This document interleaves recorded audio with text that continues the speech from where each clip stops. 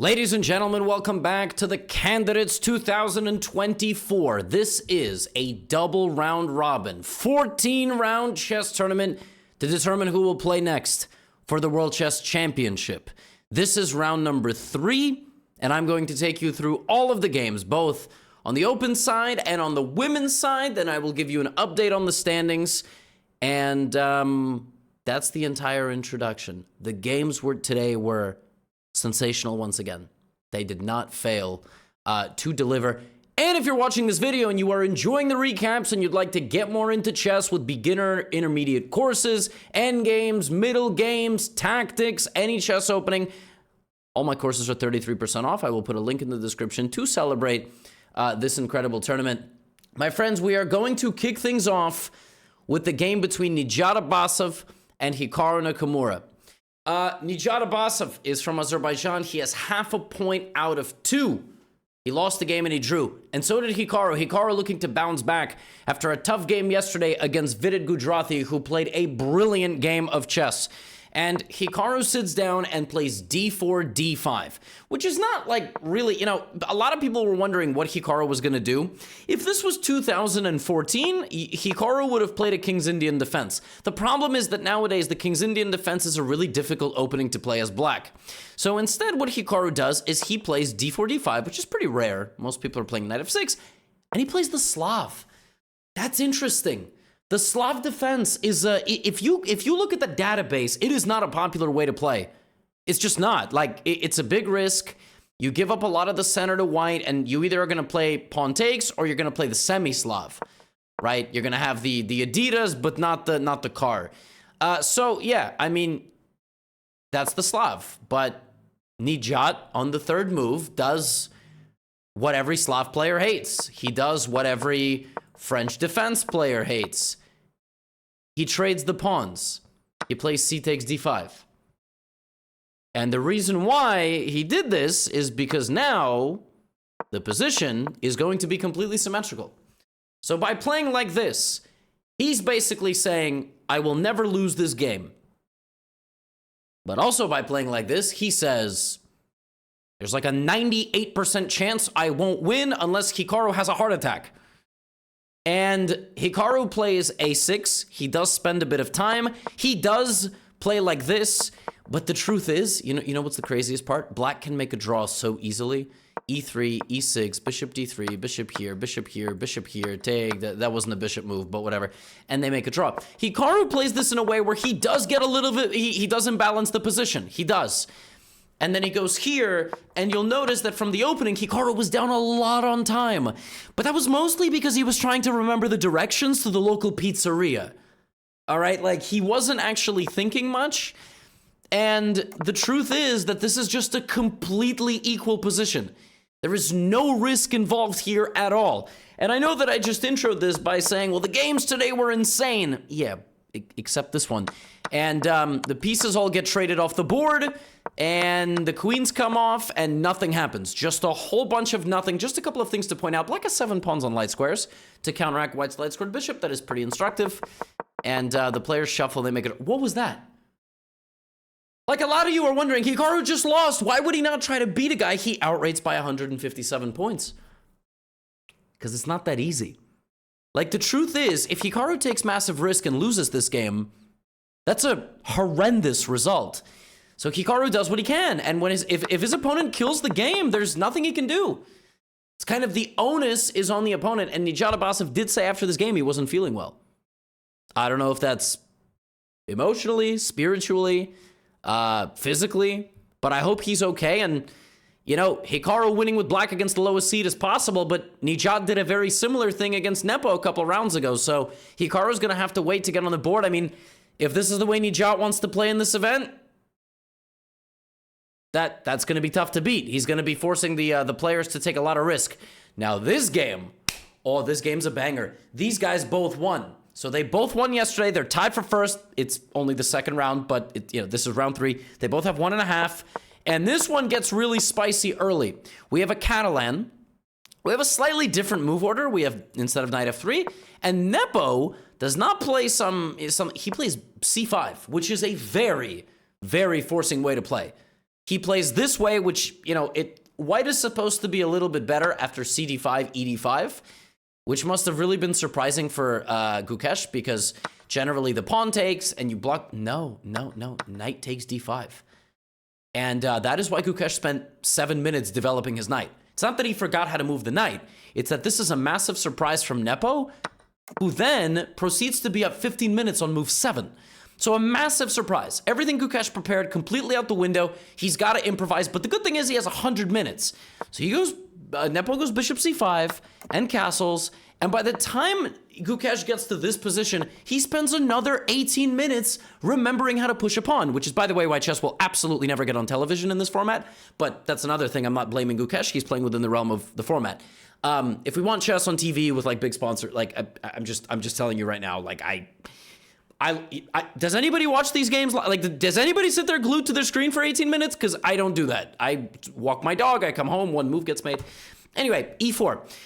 Now, this position is, according to the engine, deemed equal. It's never equal. It just never feels that way. And Gukesh keeps the queens out of staring contest, slowly improves his position, right? Kicks this knight out, kicks that knight out, backs up and defends his pawn. And he's just better. I mean, you talk about a better position for white, more space, strong activity, all the pieces coordinated. And now Jan does what Jan does. In this position, Nepo starts doing the Nepo, which is play fast. Play fast, put pressure on the opponent. You'll notice, right? 5 minutes. Now Gukesh, bishop f1. Knight comes back to d6, and Gukesh, very nice idea here. It's very difficult in chess to make progress in a game by trading pieces. He trades the knight because it removes an active piece from black's position, and that piece is a problem. But look how much time Gukesh spent. 20 minutes. 20 minutes. It is the 20th move. Gukesh has 30 minutes to make 20 moves. Bishop e3, down to 30. Nepo, quick, a6, kicks out the bishop. Not even the best move, by the way, right? Might be. But I think plays b5, right? He's playing intuitively. He's taking space, but those pawns could be weak. Knight c5, taking advantage of the weakened square. Now rook d8. Nepo playing quick every move, 2 to 3 minutes, building that time advantage. Gukesh trades the rooks. He's slightly better. Rook c1, he's just slowly improving. King f2 now, 21 minutes on the clock for Gukesh. Now Jan gets rid of the knight. He decides to give up the bishop and gives Gukesh the bishop pair. Plays bishop b7. Gukesh plays king up. Rook here, but Gukesh all of a sudden might have a winning position. And this computer doesn't even realize it. In this position, white can play a4. This is a brilliant concept. The idea of a4 is to sacrifice a pawn and go bishop here. And this is a very difficult position to defend as black. Black can play rook d6, all right? But slowly, what I'm going to do is I'm going to push the rook back, and then I'm going to play moves like f5, and I'm going to put some pressure. And on a high depth, the engine does evaluate this position as much better for white. Right now, it doesn't, but this stockfish is not as strong as one of a higher depth, and that stockfish really liked the idea of a4, bishop c4. It really liked this concept. There's other concepts as well, but it really liked bishop c4. Now, again, to the human eye, it's not that playable, which is why in this position, Gukesh did not go for that and instead traded the pieces. And he's still a little bit better, but the guys... Oh, and here's something really idiotic happened. I just want to say. So in this position, Gukesh got his extra 30 minutes. But it's move 39. So somebody set the clocks wrong. So the people there set the clocks wrong. Like, white is supposed to make their 40th move and get the extra time, not 39th. This is the 39th move. White got extra 30 minutes. So they set the clock wrong. Sig. But the players agreed to a draw. Crisis averted. Gukesh had a chance maybe to put some pressure, but the game ultimately ends in a draw. Now, gonna pop on over women's side. Tan Zhongyi 2 for 2. She won her first 2 rounds. Doesn't get any better than that. Humpy Konaru right, from India as well, playing some sort of Catalan setup. Black playing in a similar way to over here, right? This sort of concept with these two pawns. See, openings are overlapping. But this one a little bit different. Here, Black takes the entire center, and this opening is actually a Grunfeld defense, but in reverse. You don't have to know that. It's not going to be on the test. White applies a lot of pressure and does, in fact, bulldoze into the position. The part of me here sort of feels like they just played a lot of theory, and what ultimately happens is White is a pawn up, but Black has the activity. Look at Tandrongi's time. 40-minute time advantage with Black. 50-minute time advantage. But this is there's no way to get out. Bishop g5, just f6.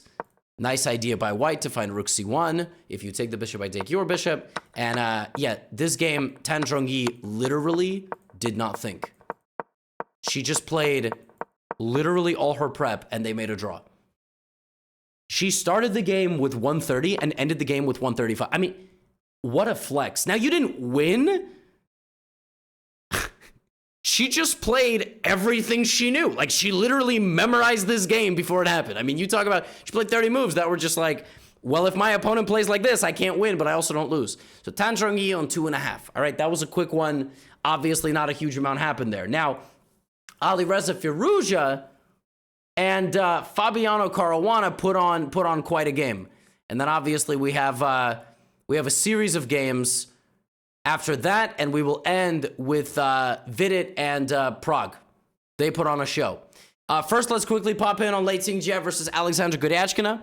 Half a point for Lei. Goryachkina with 1.5. She's in clear second.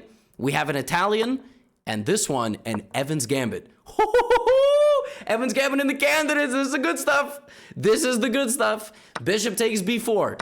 Very, very common gambit, right? This is super rare to see stuff like this. Goryachkina brings the bishop back to e7. She's not spending any time. So clearly the surprise factor is not really there. She obviously knows what she's doing. She plays in a super solid way. Doesn't lose her knight on the edge of the board. Both players bust out a bunch of opening moves that they know. Lei Xingjie not even thinking. Not even thinking. Gets the queen back to c2. Still not thinking. Knight to g4. Finally, White is thinking. Pawn to h3. Goryachkina, surprised in the opening, 35 minutes down on the clock, right? This is what we're seeing in the candidates, like very frequently from all these players, is they will frequently surprise each other and get into these crazy kind of offbeat openings, but then they stabilize. And the thing is, they have enough time, but Lei Xingjie put a lot of pressure. Put pressure on the queen side, push Black's pieces back. Goryachkina was down a lot on time. Bishop f1, knight d4 now. Pressure on the queen side, pressure on this pawn. A lot of pressure from Lei Xingjie, but a well-timed just a6 holding it together. And bishop f6 creating some counterplay on the white position. And Lei Xingjie still trying, and she blows open the board. Pawns are staring at each other. Knight is staring at the pawn. Very cool, calm, and collected. Just trades the bishop and then just trades the queen. And Lei Xingjie tried her best, but suddenly you're in an endgame and you got to trade all the pieces off the board. Rook b8, bishop b5, and it all settles with a nice little tactic. Rook hits the knight. You're going to lose this, and that's it. I mean, this is just a draw. There is no way to lose this unless you hang a knight in one move or somehow you get mated if you have brain damage. But that's other, these players just make a draw. A good attempt from Lei Xingjie. She did show up and play a very, very aggressive opening, but unfortunately, it was not meant to be. Now, Firouzja and Fabiano. This one, a Sicilian. Fabiano senses weakness. Fabiano senses weakness. Alireza lost yesterday.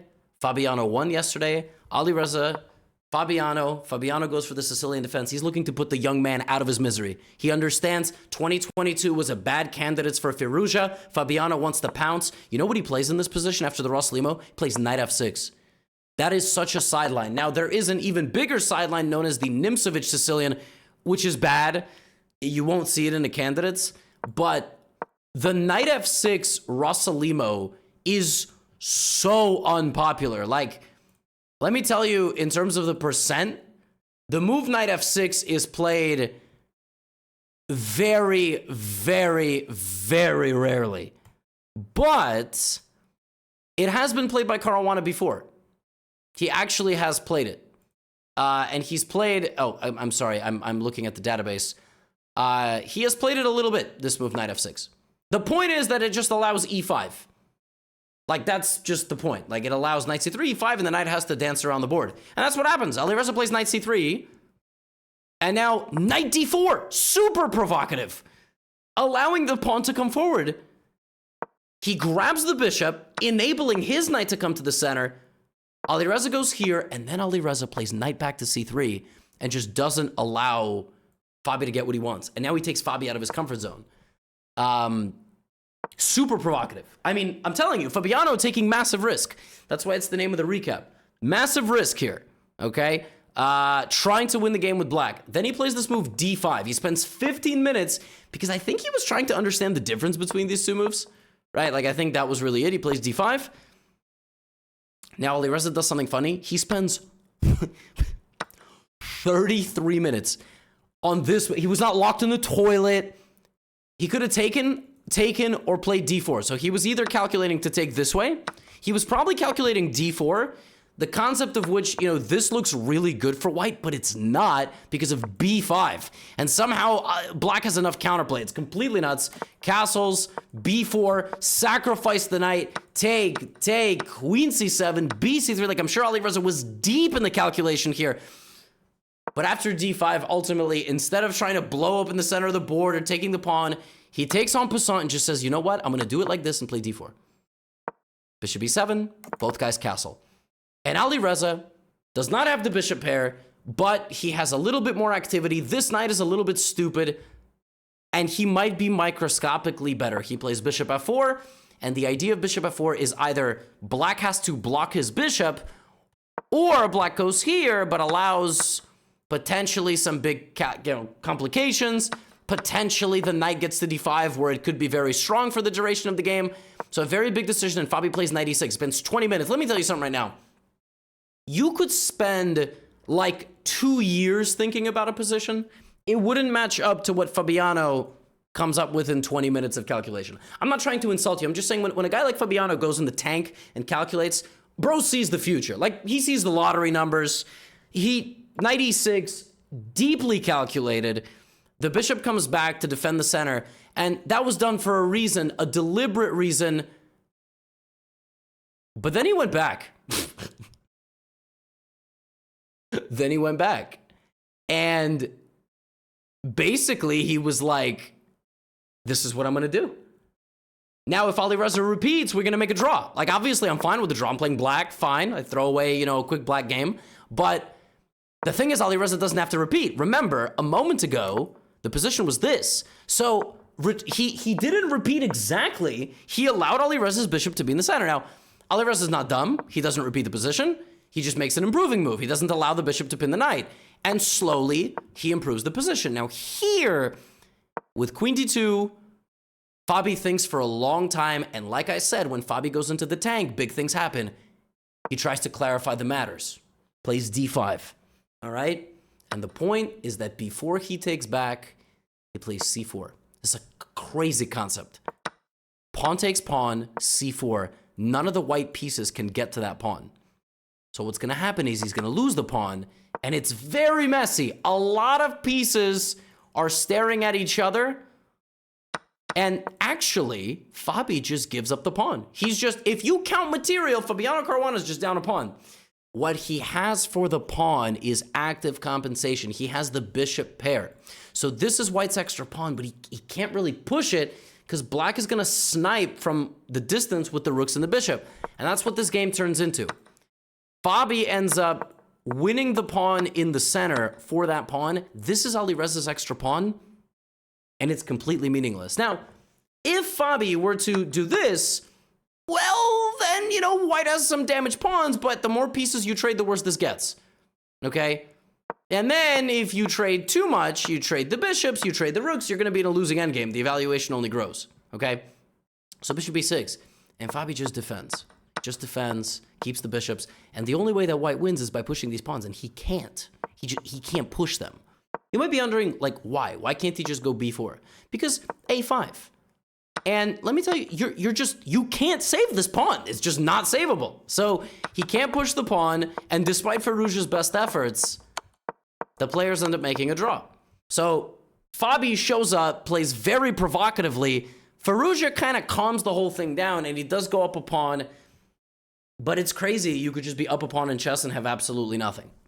All right? So big games, big battles. This game was crazy. So this is Anam versus Katerina Lagno. This is on the women's candidates. Mainline Spanish, H3, D3, and Black is gambling a pawn. So this is the idea, to play with the bishop on B7. This is called Marshall style.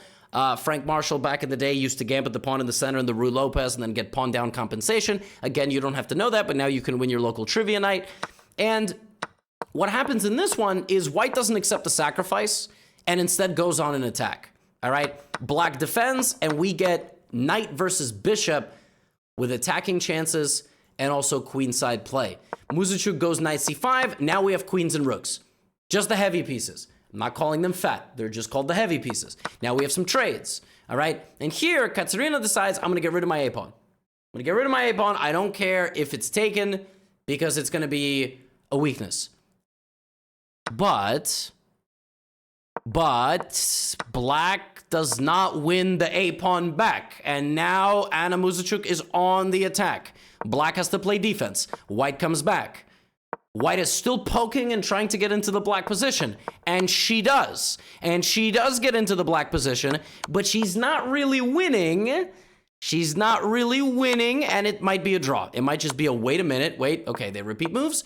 Now the setup is queen f5 and rook d8 is going to be made. And suddenly, White is winning. Rook d8. White completely gives away the pawn on a5. White hunts the king. Now White has no time, so she repeats the position. She repeats the position. But 2 times. That looked like it was 3, but the first time the queen came from a distance. This is the first time this position has happened. Second time. Now White can think. Look at this. She goes from 2 minutes to 31, and the evaluation is completely winning. Anna Muzichuk is winning. She has 30 minutes to find it. It's a chess puzzle. 30 minutes to find a win. She fails. The winning concept was queen e8 check. If the king goes up to g5, you go queen f7, and it's actually impossible to stop the attack. But king f5, you have to give this check. The king can't come forward because it gets mated. So the point is, you hunt the king over here. You have to bring the queen down to the home square. King c7 leads to a brutal mate, but king c5, White has one winning move, and the winning move is rook d8, threatening queen d4 mate. And if Black goes, let's say, queen a4, you have queen d6, king b5, and the winning move is c4. And then if queen c4, you have to see checkmate in 10 with rook b8, king a6, queen c7 threatening mate. You can give a check. I'll go king h2. You can sack the rook. I will take. You can give a check and then sacrifice your queen. But that is the winning move. You have to find queen e8 check. Anna Muzichuk thinks for 20 minutes. She doesn't find it. And the game ends in a draw. That's tough. That is tough. It was basically a chess puzzle. But the draws are over. Vaishali Ramesh Babu. By the way, some of you in the comments are saying Vaishali is a grandmaster.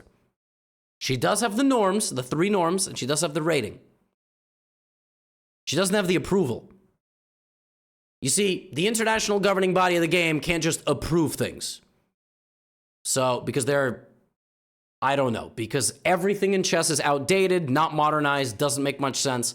But the international governing body meets once every 3-4 months. I don't know why they can't meet once a week. And they look at title applications. So her title application has been submitted, but nobody has confirmed it yet. So she's a grandmaster, but she's not because they haven't approved it. It's kind of like getting a visa.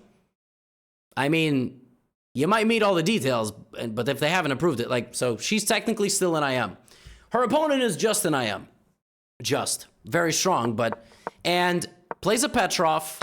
And Vaishali in this game plays a very classical way. Literally, it's called classical. Then she does this, And in case you can't tell, opposite side castling, attacking and everything, but what has been played here before is bishop d3, and then black plays c5, and the players get into a big scrap. Bishop d4 has never been played before. Maybe online, but in no serious master level game. This move is an antidote of this move, because you are just going to take the knight and then take the damn pawn. And if this, well, then black is terrible at chess and should be kicked out of the candidates. Bishop d4. The best move here by black is bishop e6. At which point, white would probably make one of these moves, king b1 or a3, and then continue to try to create an attack. Nurgül, it does not react well to the surprise. She thinks for 20 minutes, 25. And Vaishali just steps on the gas. I mean, Vaishali showed up today like the Devils and Rangers a couple of days ago, just fighting on the opening face-off. Like, she just wanted to assert dominance of the younger players. It's 22 and 19. These are the two younger players. One of them's got to beat the other. Knight g5, h6, and she says, take the damn knight. Take the damn knight. You want it so bad, take the damn knight. This does not look good. This looks like an avalanche waiting to happen. In these types of positions, black has to be faster. Like, that is why the bishop needed to go to e6. Nurgül finds the best move, by the way. She goes knight g4, but Vaishali sacrifices the knight. I mean, you gotta look at things near the opponent's king that are only protected by the king, and that is a gangster move. Black has to take, and it's a roller coaster. Bishop c4 check, the king has to go back, queen d3, and who's guarding against the queen? And here, Nurgül officially panics. She had to play bishop f6, queen h7, and a defensive rook sacrifice would have held together the advantage. Queen h8, king e7, which is nuts. But at least, well, excuse me. If you don't do that, this would have been the defense, and this is the game. But Nurgül plays bishop g5, and Vaishali doesn't even... So, this is badass. She doesn't even take the bishop. She just plays king b1. So, she's still threatening this. She's still threatening this. And Nurgül has 8 minutes. Nurgül has 8 minutes. Yeah, it's bad. It's very, very bad. She plays knight e5. Vaishali takes. And she sacrifices another bishop. And in this position, just takes. When it's all said and done, she has 7 pawns and her opponent has 4. Vaishali won this game in 20 moves. Absolutely dominant win. Gets a couple of other pieces. And Nurgül played on for a little bit, but this is a completely lost endgame. And in this position, Nurgül resigned because she is down 4 pawns. And that is generally sufficient at this level to resign. Not at your level, that's just the beginning. But at this level, it's over. Big win for Vaishali. Huge win. On the board after a loss yesterday. A very, very big win for her. And Nurgül with 1 point after a couple of draws. And dear Lord, this game was absolutely freaking nuts. So this game started like any game between two 2700 level chess nerds, the Spanish, all right? Like, talk about a Spanish, we talk about a6, right? We've seen Berlin. Yesterday, Vidit played the Berlin against the Koro. We just saw the Spanish in one of these games in the Grischuk game. And also, no, this one was in Italian. But, this game, right, we have a Spanish, blah, blah, blah. No, same position. And in this position, my man Pragnananda plays f5. Let me tell you something right now. I have a course, by the way, 33% off. I have a course where I recommend the Schliemann, the Yanish, the counter gambit with black to try to play e4, send white's pieces into whatever. This is the deferred Schliemann. He basically played the Schliemann, but included these 2 moves. And Vidit played very principled. Clearly spending 5 minutes, doesn't remember all the analysis, but he knows this is one of the most dubious ways at the highest level to play. It is a massive risk, if you will. d4, black takes, white plays e5. Now black can't develop with the knight, and black has a weak king. And now Prague plays b5, bishop b3. In this position, about 95% of games have gone bishop b7. And there's a trap, kind of. If knight takes d4... Knight d4, queen d4, c5, c4, white gets the bishop trapped. That's the trick. But Prague does this. He does not develop the bishop, and he does not wait for white to castle. So this game goes into completely unexplored territory after knight takes f5. Nobody has ever played like this before. Knight takes b3, a takes b3. We just pause here. Vidit has an extra pawn. and black has a weak king. But modern day engine analysis has made chess a battleground everywhere, and black goes d6. And do you know what the idea of d6 is? It is so savage. The idea of d6 is that if white takes, I go queen d7. The idea of d6 is not to trade pawns, it's to free the queen up and then castle long. This is the point, to give black snipers, bazoo on the other side of the board. And black is fine. Black is down 2 pawns with a wide open king, but is completely fine. This is nuts. So Vidit here thinks for a long time. I took my dog for a walk here with Lucy earlier, and 23 minutes, queen e2, and queen d7, allowing the pawn to take with a discovered check because the best move is king f7. How is this even possible? Prague lost yesterday to Gukesh. Prague played like a psychopath yesterday with white, and he got humbled. Gukesh played perfectly yesterday, and Prague shows up today and he does the exact same thing. Doing the same thing and failing is the definition of insanity, where the same thing happens over and over. Prague allows Vidit to walk into his position, push around his pieces, and guess what? Guess what? He then proceeds to kick out his knight and kick out his bishop, and then just play knight e7. Vidit has an extra pawn and another pawn 2 squares away from queening in the black position, and he's not even better. He's not even better. Not only is he not better, he's down 40 minutes on the clock. Prague is a beast. I love the way he plays chess. Vidit under pressure here, but he does get his king castled, and Prague messes up. What Prague should have done before he castled is maybe secured the outskirts of the position a little bit, or he could have castled this way. So Prague had to decide which way to castle, and I think, like I showed you, the idea of the opening is ultimately to castle long. Prague mistimes it and is much worse here if Vidit plays knight d5. Knight d5 gives white a major advantage. And the idea of knight d5 is that if black, by the way, if black doesn't take, like if black goes here, you trap the queen. The queen is trapped. Queen c6, knight b4. Queen's trapped. You have this move, it's not mate, you lose your queen. So you lose a piece. So knight d5 is almost winning for white because it's check. Black has to go here. And then in this position, Vidit has to find, before he takes the knight, he has to throw in this move. By the way, you can take the knight, but there's a very complex line here. Knight f6 takes, the pawn is sneaking through. You try to push it through. You have rook here, you have queen g6. Vidit had to calculate all of that. And in this position, after long castles, he had to be brave. But Vidit was on the back foot. Psychologically, it's difficult to call your shot. And Vidit makes a couple of preparatory moves before he plays knight d5, and now he's worse. Now he's worse. And what makes it even worse than that, he has 16 minutes to make 18 moves. You got to get your bonus time on move 40. Hopefully they set this clock right. And Prague now just starts cleaning up. e7, king b8, and Prague now is winning.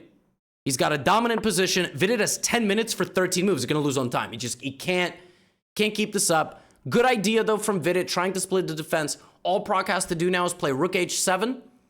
This is not a concern, because this pawn can't be taken because you just go here. Prague has to put this rook on the right square. Rook h7. He doesn't. He doesn't. Now Vidit might be back in the game, but he's got 9 minutes for 12 moves. Pressure is on. Plays queen d4. Good move. Yeah, Prague doing his best. Prague is still up a pawn. Queen c3 is no longer up a pawn. Prague is back up to he's back up a pawn. Knight a5 looking for that bishop. 4 minutes for Vidit to make 9 moves. He's going to lose. I mean, there's just no way, right? And Prague says, take the damn bishop. You want it so bad. And you have to. You have to take the bishop. You cannot allow black to keep this bishop. If you got to take the bishop here, and you have to play this endgame down a pawn. And what you have to do here with white is go rook a1 and just get into a fight. Black is going to play g5. You have to say, no, we're not opening the position. Black is going to play g4, trying to win your pawn. You have to go here and attack the rook. Black is going to go here defending. You got to take the pawn on a6. It's basically just, that's it. I mean, it's the Hunger Games out here. Vidit plays knight a5. And then he doesn't take the bishop. And now Prague takes over. This was Vidit's final chance. He played very well. He was very cold-blooded up to this point. He was up for the task. but he slips because he just doesn't have enough time. And as you can see, somebody's king is about to get the ever-living you-know-what beaten out of him. And finally, he takes the bishop, but it's too late. The g-file has been opened. It's like opening the Chamber of Secrets. This is falling, and Pragnananda Ramesh Babu, after losing to Gukesh in the previous round, cleans things up and beats Vidit, the leader, 1.5 out of 2, with black. Prague just won with black. We've had more wins with black than we've had with white. You have never seen an opening like this at the candidates. I mean, it is sensational what Prague just did. And these are your standings after 3 rounds of action. Gukesh and Nepo draw their game. Gukesh almost won, and not almost. That was a strong statement. Fabi with 2. Vidit Prague with 1.5. And we have Alireza, Hikaru, and Nijat with 1. It's still separated by a point. The women's candidates is now separated by 1.5. It's kind of a 2-horse race, but it's a little bit too early to tell. What a round. Friendly reminder, get yourself a course. It ends tomorrow, 33% off. We can't just have the course the entire candidates. Or maybe we can. Get out of here.